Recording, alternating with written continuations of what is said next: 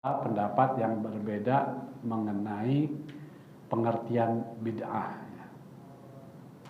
Di awal kita pernah bahas bahwa sudah dijelaskan, pertama pendapat yang menyatakan bahwa bid'ah itu suatu yang tidak pernah ada perkataan Nabi ataupun pernyataan Nabi atau ketetapan dari Nabi dalam suatu perbuatan yang berhubungan dengan agama, ya, bukan sekedar ibadah, agama, sehingga perbuatan itu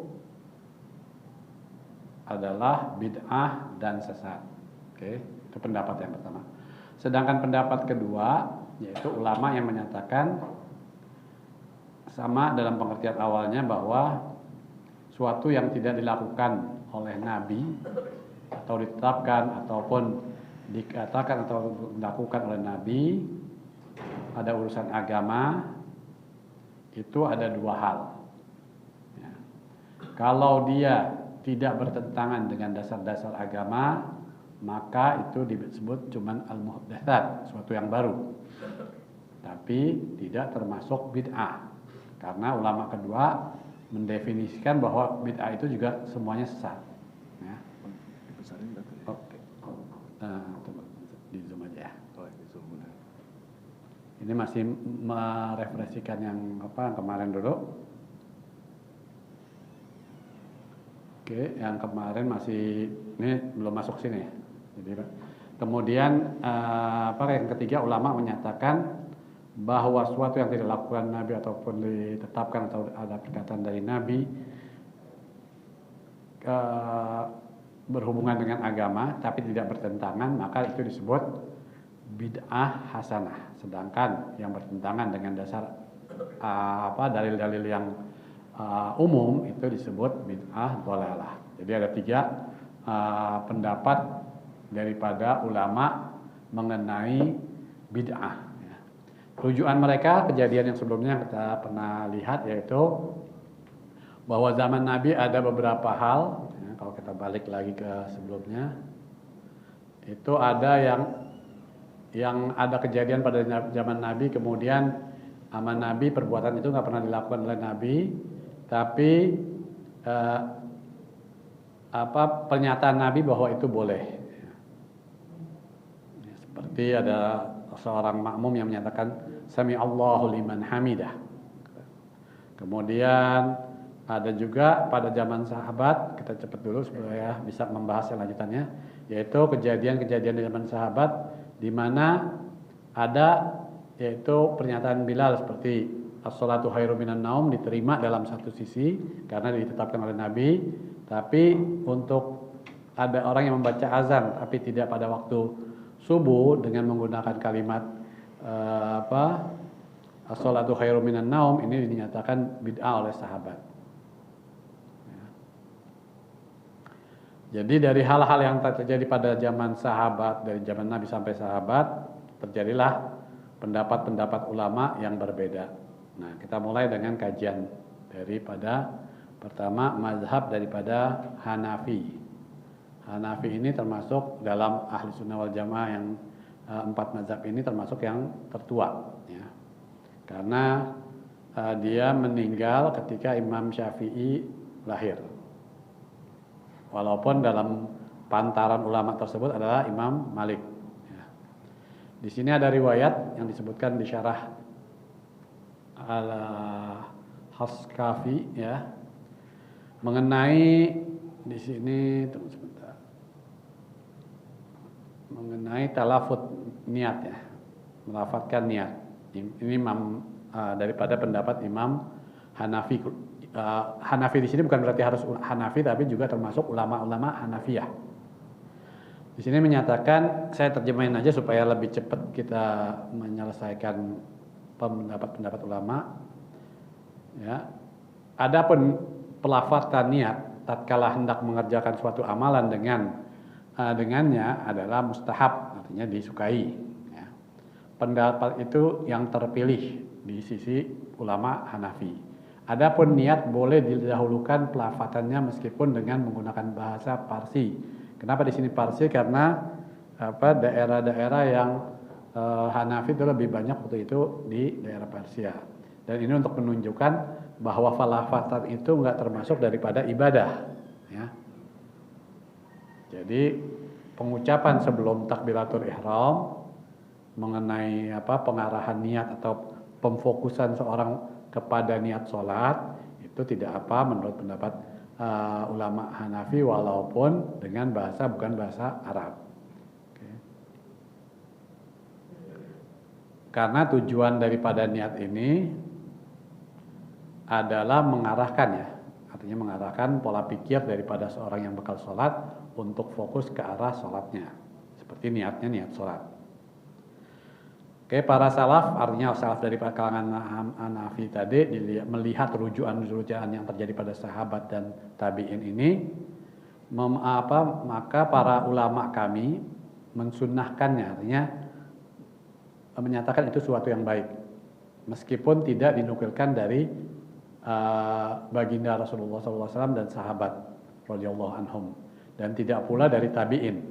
Jadi mereka mengakui bahwa pelafatan daripada kalimat niat itu nggak ada rujukan daripada sahabat Nabi, sahabat dan tabi'in. Tapi karena ini di luar sholat, maka ini untuk memfokuskan orang, maka pendapat dari golongan Abu Hanifah menyatakan ini suatu yang disukai. Oke, di tempat pernyataan lain Hanafi juga dari ulama Hanafi mengomentari tersebut.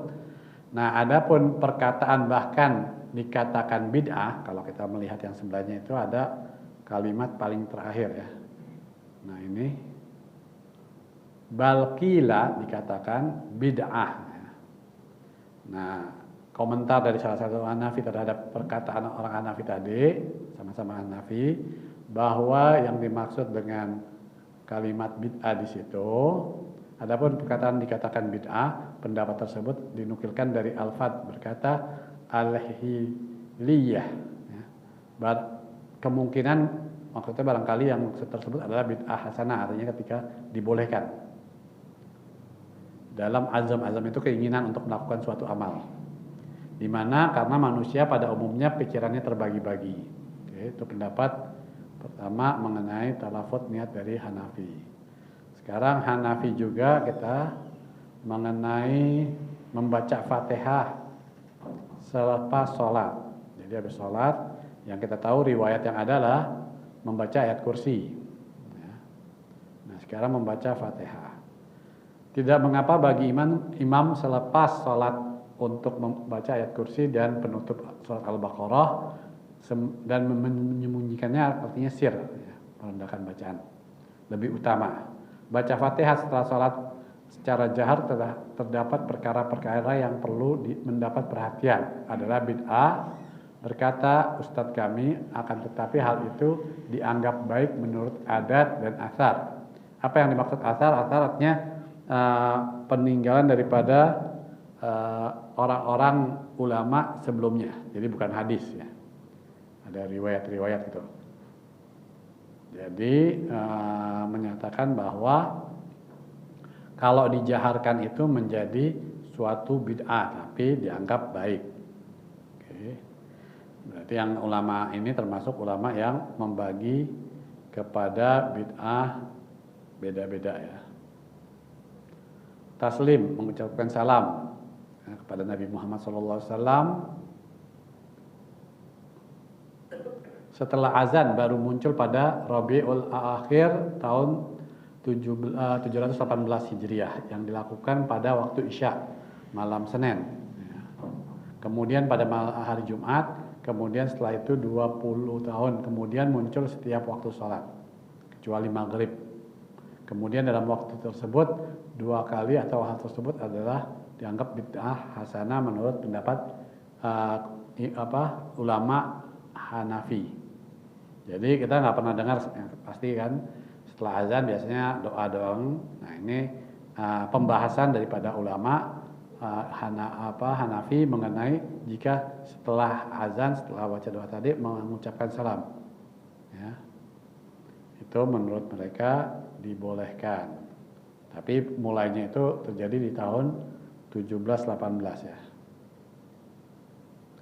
Kemudian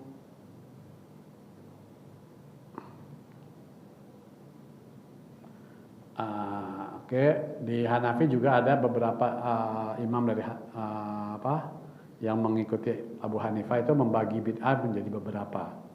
Kenapa mereka membagi bid'ah menjadi beberapa hukum? Itu karena menurut mereka bid'ah itu bukan hukum, tapi kejadian bid'ah itu suatu yang baru. Apa hukumnya? Nah, di sini yang dibedakan oleh bukan Imam Hanafi ya, tapi dari golongan Abu Hanifah atau ulama-ulama Hanafiyah. Bid'ah yang wajib seperti menyusun dalil-dalil untuk membantah kelompok yang sesat. Ya, artinya para sahabat ataupun generasi awal tidak melakukan ini, tapi mereka langsung. Tapi pembukuan, penyusunan hampir sama dengan kejadian penyusunan mushaf. Ya. Di penyusunan mushaf itu awalnya riwayat ada yang menyatakan dari Sayyidina Umar kepada Sayyidina Abu Bakar. Ya, ada lagi riwayat kebalik. Dengan menyatakan ketika itu waktu Sayyidina Umar mengusulkan tersebut, kata Sayyidina Abu Bakar, Rasulullah tidak melakukan itu. Jadi zaman Rasulullah diperintahkan menulis Al-Quran di lembaran-lembaran tapi enggak dibukukan. Kalau yang diusulkan sama Sayyidina Umar adalah pembukuan. Jadi bukan masalah tulisannya yang tapi pembukuan ini. Makanya Sayyidina Abu Bakar menyatakan ini enggak pernah dilakukan oleh Nabi. Karena mereka sahabat itu hati-hati dalam menggunakan kalimat bid'ah tadi. Jadi ini nggak pernah dilakukan Nabi. Kemudian Sayyidina Umar memberikan penguatan bahwa ini suatu yang baik sampai di riwayat tadi di atas yang dari Imam Bukhari sampai dadanya Sayyidina Abu Bakar merasa lega dengan masalah ini, kemudian melakukan itu, kemudian memanggil salah satu sahabat untuk menuliskan tersebut, kemudian sahabat itu mempertanyakan lagi bahwa ini nggak pernah dilakukan oleh Rasulullah. Kemudian diberikan penjelasan bahwa ini ada suatu yang baik sampai semuanya ini menerima kelapangan dada bahwa itu suatu yang baik. Maaf tadi. Kemudian apa yang bid'ah yang mandub, yang sunnah menurut pendapat ulama golongan daripada Hanafi, yaitu seperti membuat rubat. Rubat itu pondok ya, pondok pesantren, madrasah ya, artinya nggak pernah dilakukan di zaman Nabi, di zaman sahabat, kemudian generasi-generasi berikutnya baru ada. Nah, karena ini suatu yang intinya mempermudah pengajaran, maka ini nggak masuk wajib. Tapi mengajarkannya itu, belajarnya wajib. Membuat rubatnya artinya tempat belajar mengajar itu nggak harus rubat, nggak harus madrasah. Jadi kenapa ini jatuhnya bukan wajib, sedangkan wajibnya tetap adalah belajar dan mengajar itu suatu yang wajib. Makanya zaman Nabi itu di masjid, ini rubatnya yang dibahas sama madrasahnya atau pondok pesantrennya, maka ini suatu yang sunnah. Adapun yang makruh, ya, seperti menghias masjid dengan kaligrafi atau hal-hal yang membuat indah, atau sebagian ulama memasukkan ke bid'ah yang makruh karena tidak dilakukan oleh zaman Nabi, sahabat, tabi'in. Kemudian mulai ada pembagusan karena ingin menarik daripada memasukkan kaifiat dakwah, tapi sebagian ulama memasukkan ke makruh. Adapun bid'ah mubah seperti berluas-luas dalam kelezatan, artinya makanannya halal tapi bermacam-macam. Nah, itu disebut bid'ah mubah karena sahabat biasanya cuma satu atau dua macam. Sayyidina Umar pernah minta masukan dari Salman Al-Farisi, apa yang dia tidak sukai oleh menurut pandangan dia terhadap apa yang dilakukan Sayyidina Umar. Sayyidina Salman pernah bilang nggak ada, cuman Sayyidina Umar memaksa sampai dibilang Sayyidina Salman bilang dua hal. Satu, kamu makan lebih dari dua jenis lauk, dan berpakaian lebih dari 2 atau berapa saya lupa. Cuman utamanya tuh hal-hal yang menurut kita tuh sesuatu yang biasa. Tapi mungkin ini Salman Al-Farisi menyatakan ini untuk sebagai qudwah, di mana Sayyidina Umar merupakan khalifah Islam. Oke, kita masuk lagi ke pendapat Maliki, Imam Malik ya. Ini baik dari Imam Malik maupun ulama Malikiyah. Nah ini kita akan bahas dua ini dipakai di ulama yang beda-beda. Di satu riwayat ini dari Imam Malik juga dua-duanya. Barang siapa yang membuat bid'ah dalam Islam dan menganggapnya baik, maka dia telah menganggap Nabi Muhammad SAW mengkhianati risalah. Itu karena Allah telah berfirman, pada hari ini telah aku sempurnakan agama bagimu, agamamu. Apa yang pada hari tersebut tidak menjadi agama, maka dia tidak akan menjadi agama pada hari ini. Jadi ada pernyataan Imam Malik tersebut. Ini ada dua hal yang kita bakal lihat di sini. Imam Malik itu merupakan guru daripada Imam Syafi'i. Di sini ada pertentangan antara Imam Syafi'i dan Imam Malik, tapi keduanya saling menghormati. Ya. Di sini Imam Malik nggak setuju dengan pendapat yang menyatakan bahwa ada bid'ah yang dianggap baik. Ya. Tapi ntar kita lihat contoh di bawahnya memberi penjelasan. Muhammad bin Yahya meriwayatkan dari Malik dalam Al-Mudawwanah, sesungguhnya Imam Malik mengatakan tentang gunut witir, bahwa gunut witir itu baik ya, dan itu muhdatsat, perkara yang baru yang tidak ada pada zaman Sayyidina Abu Bakar, Umar, Utsman, artinya zaman Rasulullah juga ya. Nah dari ulama yang mutaakhirin dalam hal ini berbeda pendapat. Ada yang menganggap pada pendapat yang pertama yang tadi semua bid'ah adalah sesat. Dia mengambil dari pendapat Imam Malik ini yang menyatakan tadi, kalau kita menganggap ada bid'ah yang bagus, maka kita seakan-akan mengatakan bahwa Rasulullah berkhianat. Tapi kalau kita menyikapkan ini dari kejadian Imam Malik, di mana Imam Malik melakukan qunut witir itu dinyatakan muhdatsat, suatu yang baru, ya nggak dilakuin sama Sayyidina Abu Bakar, Umar, Utsman. Nah, tapi itu menyatakan baik. Jadi pemahaman yang dimaksud Imam Malik ini, Imam Malik menganut pendapat yang kedua, ya, yang itu yang menyatakan bahwa ada muhdatsat yang dibolehkan selama nggak bertentangan dengan Quran, hadis yang secara umum. Tapi kalau itu bertentangan maka itu nggak boleh. Oke. Nah, semua yang bertentangan itu dalam Imam Malik itu dimasukkan ke dalam bid'ah. Makanya nggak boleh dianggap baik. Nah, ulama yang menyatakan tadi ulama yang ketiga tadi itu menyatakan karena ada kalimat Sayyidina Umar yang menyatakan nikmatul bid'ah hada. Ya. Jadi penafsiran dalam hal itu berbeda-beda, tapi maksudnya sama. Maksudnya sama. Ulama kedua sama ketiga ini sama, artinya selama nggak bertentangan dengan kaidah umum agama, baik hadis maupun Al-Quran, maka itu masih dibolehkan walaupun itu suatu yang baru. Cuman penamaannya aja yang beda. Yang golongan ulama kedua itu menyatakan bahwa itu bukan bid'ah, sedangkan bid'ah khusus yang nggak baik. Sedangkan ulama kedua, apapun yang tidak ada di zaman Nabi itu ataupun sahabat itu bid'ah, tapi bid'ah itu dibagi lagi.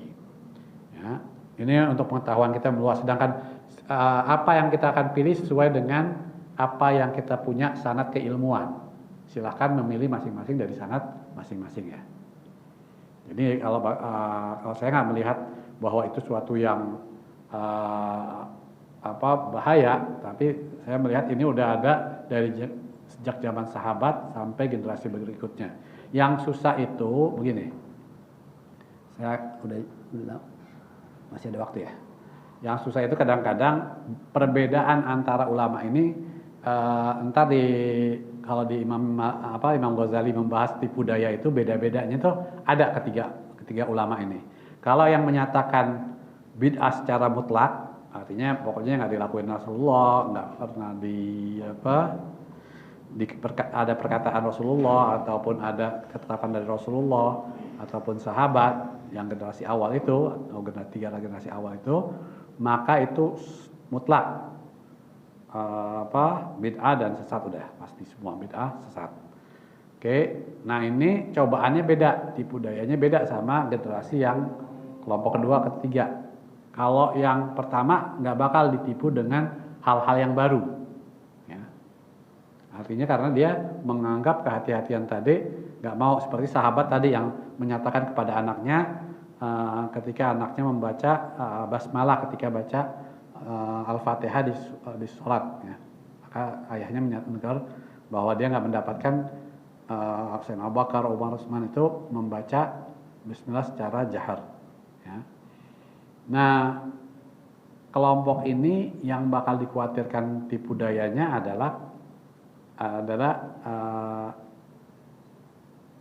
memutlakan kebenaran di dia, ya. Memutlakan kebenaran di dia. Kekhawatirannya itu apa? Kekhawatirannya seperti yang terjadi di kelompok Khawarij. Ya. Kalau kita lihat Khawarij ini kelompok yang isinya itu generasi tabi'in. Artinya dia mengambil ilmu dari sahabat. Sedangkan sahabat kita tahu bahwa dalam Ahlus Sunnah wal Jamaah sahabat itu udul artinya adil, nggak pernah ada yang bohong. Jadi kelompok Khawarij itu mendapatkan dalil-dalil itu semuanya sahih. Kalau zaman kita masih ada yang sahih, ada yang dhaif, ada yang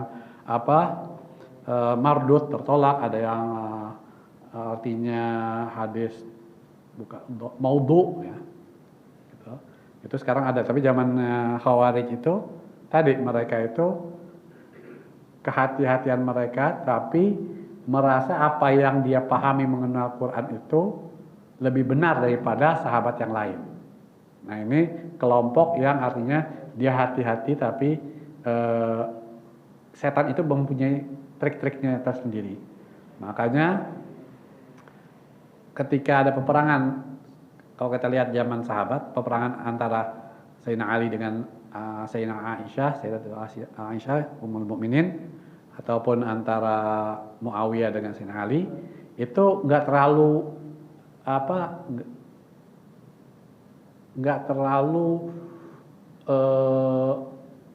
bersemangat. Artinya sahabat malah khawatir dalam perang itu, karena khawatir saling membunuh itu, karena itu cuma perbedaan dalam masalah ijtihad, ya. Tapi ketika Sayyidina Ali memerangi Khawarij, ini mereka sungguh-sungguh kalau bisa sampai akar-akarnya. Kenapa? Karena ini pemahaman, merasa bahwa pemahaman dia ini benar, ya. Padahal sanadnya dia menggunakan hadis, menggunakan Quran untuk melakukan apa yang dilakukan Khawarij tadi, tapi dengan paham dia. Tapi merasa bahwa paham itu adalah paham yang Rasulullah, sehingga ketika itu mereka menghalalkan untuk membunuh Sayyidina Ali bin Abi Thalib, Sayyidina Muawiyah, dan Amr bin As. Oke. Nah, ini cobaan untuk orang yang tadi. Tapi kalau orang yang hati-hati, ya itu dia pakai seperti sahabat tadi. Sahabat yang mengkhawatirkan anaknya baca bismillah dengan jahar, dia bilang, aku nggak mendapatkan ini, tapi dia nggak mengkomen, nggak memberikan anaknya, bilang itu yang dilakukan sama Abu Hurairah salah, ternyata dia nggak komen. Artinya dia mau melakukan apa yang dia menurut dia dengar punya sanad, dilakukan itu tanpa mengomen dari orang lain yang punya sanad berbeda. Itu yang saya mau gariskan di kejadian perbedaan ulama tadi. Kemudian kita masuk di sholat tarawih. Menurut tadi Imam Malik, di sini artinya pensyarah daripada masail malqutah di sini perkataan Sayyidina Umar radhiyallahu anhu, inilah sebaik-baik bid'ah, ya ini dimaksud bid'ah adalah pengumpulan mereka. Jadi dalam satu orang qori, satu orang imam, itu yang disebut bid'ahnya, bukan sholatnya. Karena sholatnya udah ada di zaman Nabi, walaupun ulama berbeda. Ketika itu Nabi sholat, sahabat mengikuti. Nah, kemudian ada berbeda apakah berjamaah atau cuma mengikuti. Oke. Tapi itu udah ada, udah terjadi gitu. Dan zaman Sayyidina Abu Bakar juga begitu. Cuman ada orang yang sholat sendiri, ada yang sholat berkelompok di sini, ada yang sholat berkelompok di sana, pecah-pecah. Tapi di situ nggak jadi masalahkan. Okay. Nah kemudian Sayyidina Umar mengumpulkan dalam satu imam. Nah ini yang disebut maksudnya bid'ahnya tadi. Okay. Dan pemahaman bid'ah sebaik-baiknya juga beda-beda antara ulama seperti yang telah saya bahas tadi. Kita bahas saja yang mengenai dari pendapat Imam Malik tadi ya. Karena mereka belum tersebut sholat terpisah-pisah. Oke, kemudian sungguhnya beliau Shallallahu Alaihi Wasallam telah sholat dengan mereka, kemudian beliau meninggalkan. Kita dengar riwayatnya bahwa sholat 3 hari, ya. Rasulullah keluar sholat hari kedua, ketiga, keempat enggak, karena ada alasan tertentu. Maka dikatakan tatkala beliau sholat Shallallahu Alaihi Wasallam melakukan kemudian meninggalkan, maka meninggalkan beliau itu merupakan sunnah tarkiyah artinya. Dan pengumpulan mereka setelah itu disebut bid'ah hasanah. Itu menurut pendapat ulama Maliki. Kita lanjutin, masih ada waktu.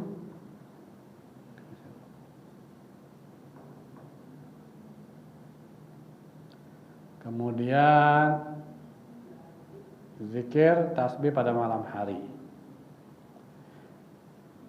Disebutkan oleh Imam An-Nafrawi ya, dalam kitab Fawagih Ad-Dawani tentang doa tasbih yang dibaca setelah azan kumandang. Artinya aja langsung kita sesuatu yang ditambahkan ke atas hal tersebut azan sebagaimana yang diucapkan oleh para muazin berupa doa tasbih, maka hal tersebut tidaklah disyariatkan. Akan tetapi berkata Ibnu Sya'ban, sungguhnya hal tersebut adalah bid'ah. Adapun zikir tasbih yang diucapkan pada akhir malam tersebut adalah bid'ah hasanah. Selain hal tersebut adalah makruh. Nah ulama ini jadi berbedanya itu enggak semua yang artinya baharu itu boleh juga.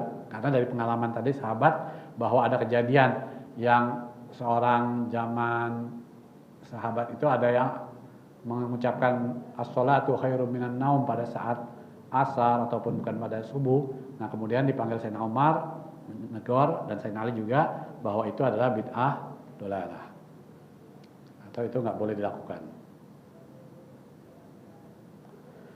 Adapun tasbih, takbir, doa, zikir pada sepertiga malam menurut kebanyakan ulama adalah bid'ah hasanah. Artinya nggak ada riwayat tapi suatu yang baik, nggak bertentangan dengan hadis-hadis atau Quran yang umum. Berkata minoritas ulama bahwa hal tersebut bid'ah yang makruh. Oke. Jadi ada yang memakruhkannya. Kalau haram nggak ada. Ya. Oke, kemudian kita lanjutin lagi Imam Malik mengenai hukum yang 5 daripada hampir sama ulama-ulama Hanafi ya tadi. Jadi menurut pendapat ulama-ulama sebagai ulama yang disebutkan oleh Imam Al-Gharafi ya dalam Al-Furuq untuk menyatakan yang benar adalah membutuhkan perincian bahwa bid'ah itu terdiri dari 5 jenis. Ini bukan harus saya garis bawahi ya. Ini menurut daripada ulama-ulama Maliki. Kenapa dia membagi? Karena tadi sebagian berpendapat bahwa yang namanya hukum wajib, haram, makruh, sunnah, mubah. Maka kemudian hal yang baru tadi, karena tadi saya bilang tadi ulama ada yang melihat muhdasat itu boleh. Maka terpecahlah pendapat ulama, ada yang muhdasat, ada yang bid'ah. Kemudian bid'ah ini ada yang menganggap 100% sesat, ada yang pakai tadi, yang disebut bid'ah itu hanyalah suatu yang baru tapi bertentangan. Sedangkan suatu yang baru tapi nggak bertentangan bukan disebut bid'ah. Maka ulama yang lain menyatakan ini. Wajib yaitu termasuk dalam kaidah menunjukkan wajib, yaitu dalil kewajiban syariah seperti pembukuan Al-Quran. Ya, syariat apabila dikhawatirkan lenyap, jadi sesuatu yang bakal menghilangkan, maka bisa memasukkan kewajiban kepada bid'ah yang wajib. Bid'ah yang haram termasuk dalam kaidah-kaidah menunjukkan keharaman. dari seperti, nah sini banyak cuman kalau kita mau lihat di agama itu seperti aliran-aliran yang disepakati keluar seperti Khawarij ya. Udah gitu beberapa aliran lagi yang kita ntar mungkin di pembahasan aliran yang disepakati ulama. Kemudian kita masuk lagi mandub dalam kaidah yang mubah, apa yang ada riwayat hadis-hadis umumnya itu boleh, atau seperti gini tadi riwayat utamanya bahwa sholat tarawih itu ada gitu kan, tapi dikumpulkan ini, nah itu yang menjadi mandub tadi. Seperti dari kemandupan yang saya lihat seperti sholat tarawih ya.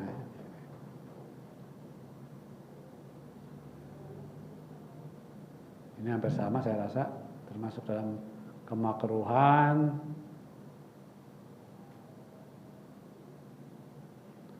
Seperti mengkhususkan hari yang utama ya, atau selain jenis ibadah.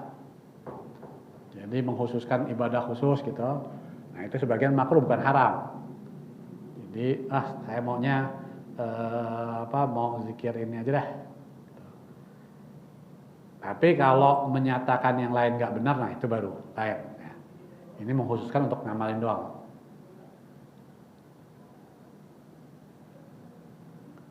Seperti di sini kan ada riwayat ya sahih yang dikeluarkan oleh Muslim yang selainnya bahwa Rasulullah SAW melarang mengkhususkan hari Jumat untuk berpuasa dan malamnya untuk diam.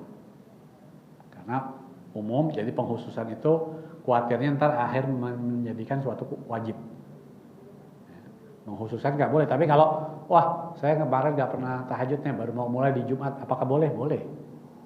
Karena kita sepertinya selama ini nggak pernah qiyamul lail atau nggak pernah puasa, kebetulan puasa Asyura aja jatuh hari Jumat, boleh tinggal sambung hari Sabtunya.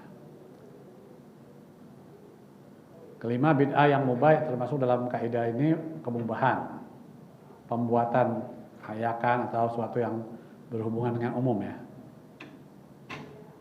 Oke, saya rasa coba lihat dulu ini karena masih banyak yang belum ulama Syafi'i. Nah, di sini penutupnya di Imam Syafi'i aja dulu, ntar kita lanjutin di minggu depan. Masalah jabatan tangan selepas sholat asar dan subuh. Kalau masalah niat kita udah tahu bahwa Imam Syafi'i malah mensunahkannya, jadi nggak dibahas. Ini yang beberapa pendapat lagi, yaitu kita bacain satu ini lagi sebagai penutup. Berkata Syekh Al-Islam Al-Imam An-Nawawi dalam kitabnya Majmu' Syarah Al-Muhadzab, artinya adapun berjabat tangan yang biasa dilakukan setelah sholat subuh dan sholat asar sebagaimana telah disebutkan Syekh Imam Abu Muhammad bin Abdul Salam rahimahullah bahwa hal tersebut termasuk bid'ah yang mubah dan tidak disifati dengan makruh dan tidak pula mustahab. Okay. Jadi bukan ininya ya, bukan salamannya. Salamannya tetap kalau belum baru ketemu kita salaman sunnah. Okay. Ini membahas jabatan tangan selepas sholat subuh dan asar. Pahala salamannya tetap ada, tapi pekerjaan ini nggak menjadi kalau dilakukan di asar itu merubah lebih tinggi, lebih afdal dan enggak.